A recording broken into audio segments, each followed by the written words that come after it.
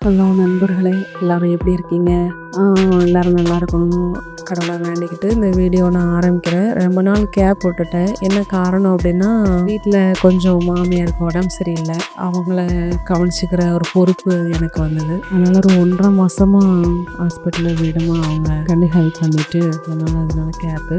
ரெண்டாவது அதுலேயும் ஒரு லா ஆஃப் அட்ராக்ஷன் அதில் நான் புரிஞ்சுக்கிட்டேன். என்ன புரிஞ்சுக்கிட்டேன்னா, எப்போதுமே என் மாமியார் சொல்லுவாங்க, நான் படுக்காமல் போயிடணும், கஷ்டப்படாமல் இருக்கணும் அப்படின்னே சொல்லுவாங்க. ஆனால் ஆக்சுவலி அவங்க சொல்கிற வார்த்தை, ஹீலர் பாஸ்கர் வீடியோலாம் பார்த்தீங்கன்னா சொல்கிற வார்த்தைகளில் நெகட்டிவ் நிறைய இருக்கும் அப்படின்னு சொல்லுவார். நினைக்கிறதும் வேணும்போல் அப்படின்ற மாதிரி ஒரு கருத்துக்கு அவங்க படுக்காமல் போகணுங்கிறது, அது இவ்வளோ தேவையில்லாமல் ஒரு நோய் அவங்களுக்கு அட்டாச் ஆகி அவங்க ஒரு படுக்கக்கூடிய ஒரு சூழ்நிலை உருவாயிடுச்சு. இப்போ அதுலேருந்து மீண்டு வந்துட்டாங்க. அவங்களுக்கு இப்படி நினைக்கக்கூடாது, இப்படி பேசக்கூடாது, இப்படி சொல்லக்கூடாது அப்படின்னு சொல்லி இப்போ ஓரளவுக்கு மீண்டு வந்துட்டாங்க. ஆரோக்கியத்தை மட்டும் நினைங்க அப்படின்னு சொல்லியிருக்கு. இருந்தாலும் பெரியவங்களை மாற்றுறது கொஞ்சம் கஷ்டம்தான். பாதிக்கு பாதி மாறி இருக்காங்க, இன்னும் கொஞ்சம் மாற்றணும். அதனால இவ்வளோ கேப் வந்துருச்சு. பாசிட்டிவாகவே எல்லாரும் பேசணும், பாசிட்டிவாகவே எல்லாருமே நினைக்கணும், நேர்மறை எண்ணங்களோட பேசணும், நேர்மறை எண்ணங்களோட எதை பார்த்தாலுமே அதோட பார்க்கணும், நம்ம நினைக்கணும். ஆனால் நம்ம நினைப்பு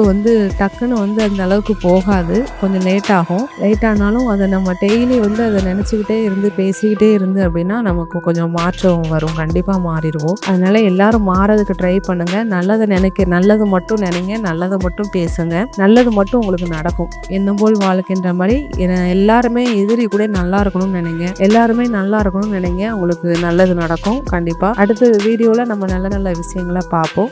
நன்றி நண்பர்களே, சப்போர்ட் பண்ணதுக்கு ரொம்ப நன்றி. எதுவும் கருத்துக்கள் இருந்தால் கமெண்ட்ல சொல்லுங்க, என்னை என்கரேஜ் பண்ணுங்க. உங்களுக்கு இன்னும் நல்ல செய்திகளை நான் கொண்டு சேர்ப்பேன். நன்றி, வணக்கம்.